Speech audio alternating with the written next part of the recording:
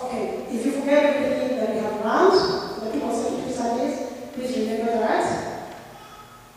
Having feelings is completely natural. All of us have them.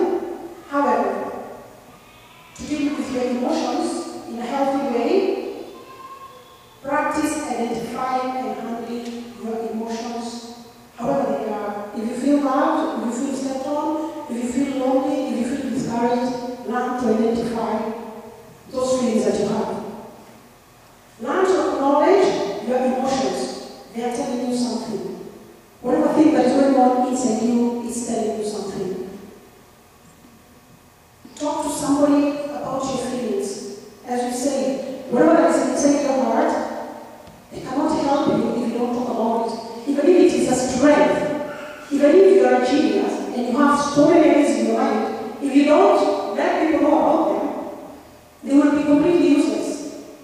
Whether it is negative or it is positive, it will not help if at all you don't open your mind and let people know what is going on.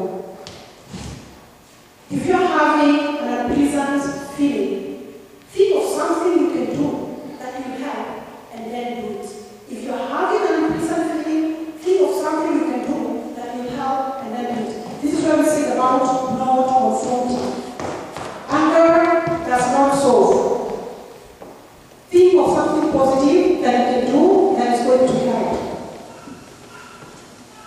If you get overwhelmed, ask for help by talking to a counselor, a friend, a person, a parent, etc.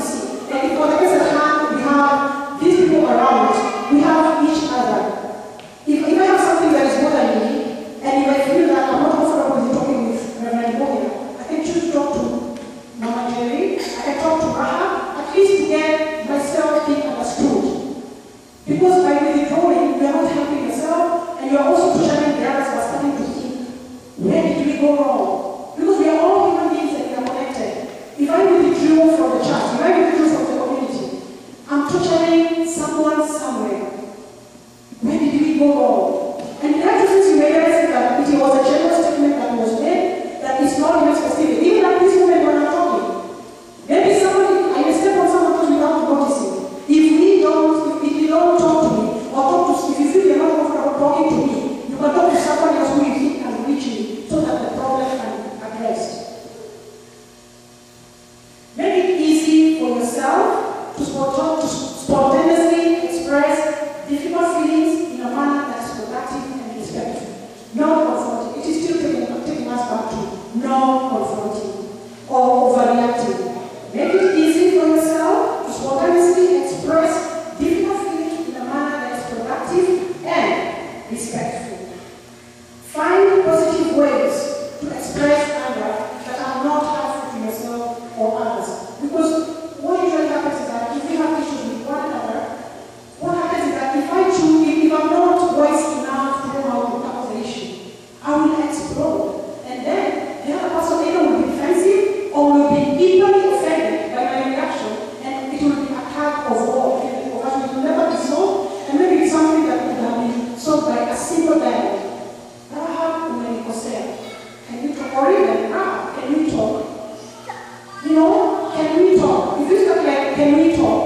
First, you did not say, you are wrong. First, can we talk? So even I'll be interested in coming and sit down with you so that you can have a talk. Moderate within yourself, that so that you can be able to handle the situation as it is. Because in most cases you realize it's something so trivial that can be handled within 5 minutes. Just talking about it. But once it is left hanging, it grows and grows and grows. Feelings are potentially highly constructive since through experiencing and expressing them, close friendships are built and maintained. We are a network.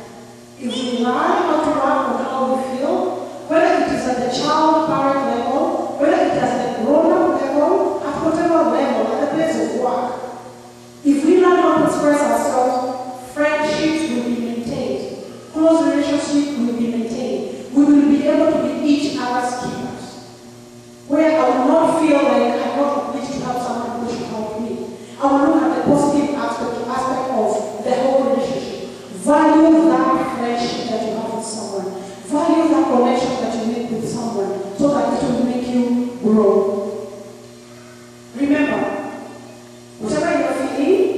You are not alone. God is watching from above. God is watching from above. And remember, that is the reason why we are here. And He can never give you more than you can handle. He created you. All the situations that are coming to your life, He knows that you can handle them. He has also even given you the wisdom to tackle them. It's how you choose to tackle them. If you choose to lower your level of expectations from each one of us, like if I expect Rahab to be this way, and she will meet my level of expectation. But if I lower my level of expectation to her at the lowest, if she does something bigger, I'll be happy and excited to know it. But if my level of expectation to a person is so high, if that person does something that is below, I will either be offended or I'll have something to talk about. So the best thing, and especially when we are a community, we have, for us Kenyans, we are like 16 hours flight from Kenya. Think about it. 16 hours. It's not a drive. It's not, you can walk. It's 16 hours. So, we are each other's brothers and sisters. We belong to one another. We have each other. And we need to work on issues that are affecting us. I'm also learning from it.